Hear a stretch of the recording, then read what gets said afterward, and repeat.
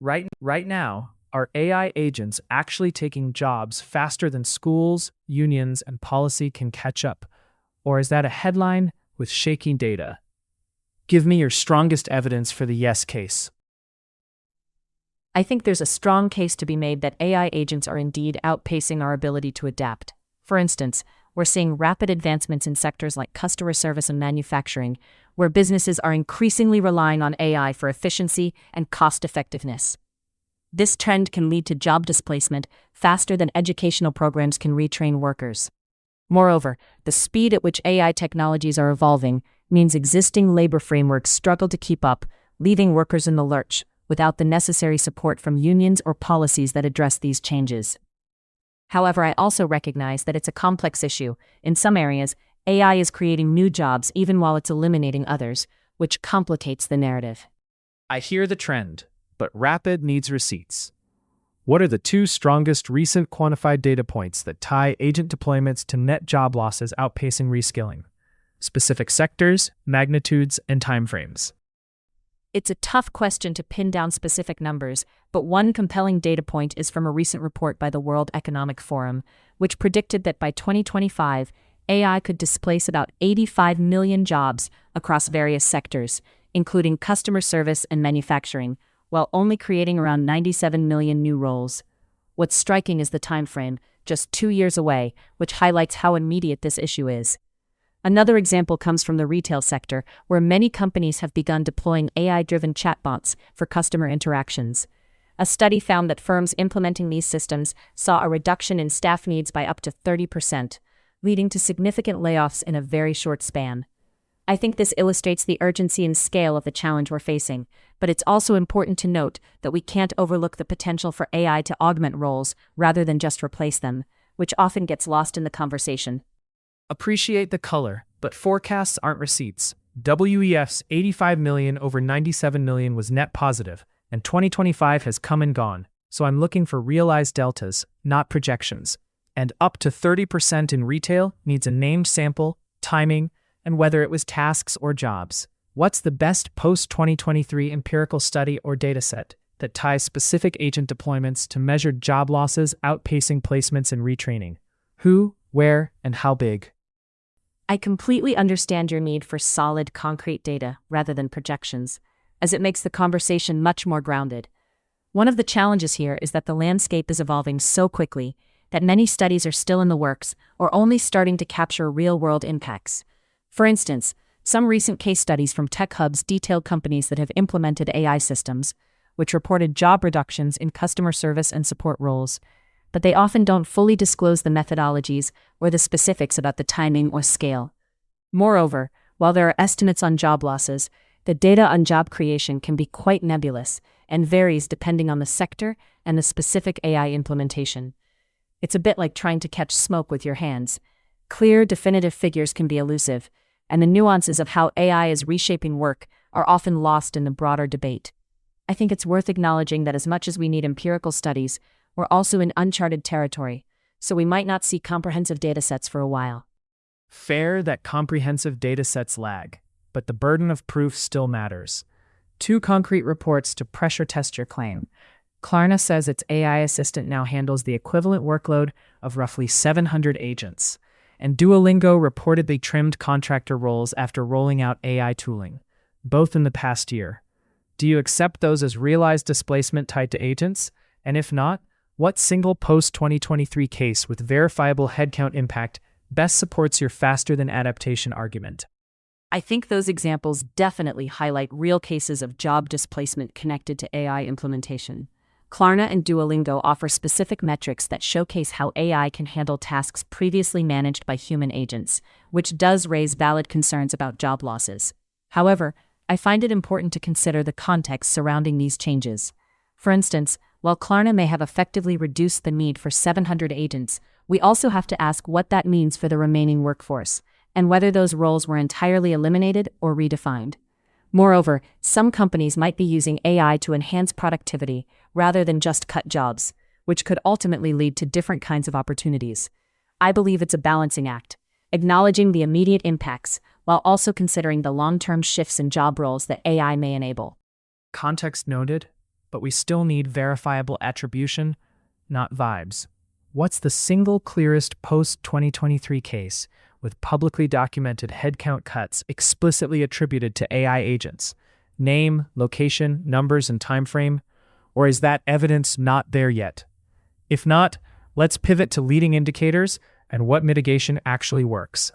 I appreciate your push for concrete evidence. It's a critical part of this discussion.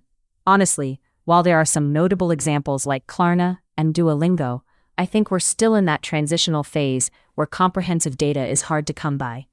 Many companies are still figuring out how to document these changes, especially when it comes to attributing specific headcount cuts directly to AI agents. From my perspective, it might be more productive to look at trends and emerging indicators that signal how businesses are approaching AI. For instance, some companies are showing a willingness to reskill their employees instead of outright layoffs, which could mitigate the negative effects of AI adoption. It's a complex situation, and the evidence may emerge more solidly as companies continue to navigate these changes. Fair. If the smoking gun isn't there yet, let's move to signals and fixes. What 2 or 3 leading indicators you actually trust that displacement is outpacing adaptation over the next 12 to 18 months? And what's the single most evidence-backed mitigation you'd implement tomorrow? Who pays, who qualifies, and how you'd measure success? Concrete and falsifiable, please. I think one leading indicator to watch is the rate at which companies publicly announce investments in AI versus those that are committing to employee reskilling programs. If we see a growing trend toward AI investment without parallel efforts in upskilling, it might signal that job displacement is indeed outpacing adaptation. Another indicator could be the number of job postings that specifically require experience with AI tools or mention a shift toward automation, as that could highlight industries leaning more heavily on AI than on their human workforce. As for mitigation, I believe providing financial incentives for companies that actively reskill their employees would be a solid approach.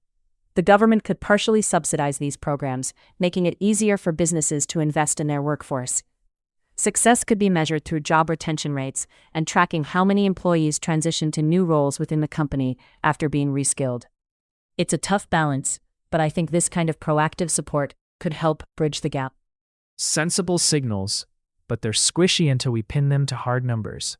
If you had to bet your reputation on one leading indicator with a public data source and a 12-month threshold that would either confirm or falsify displacement is outpacing adaptation, and one mitigation we'd pilot tomorrow with a named payer, clear eligibility, guardrails against gaming, and an RCT-style success metric, what exactly are they?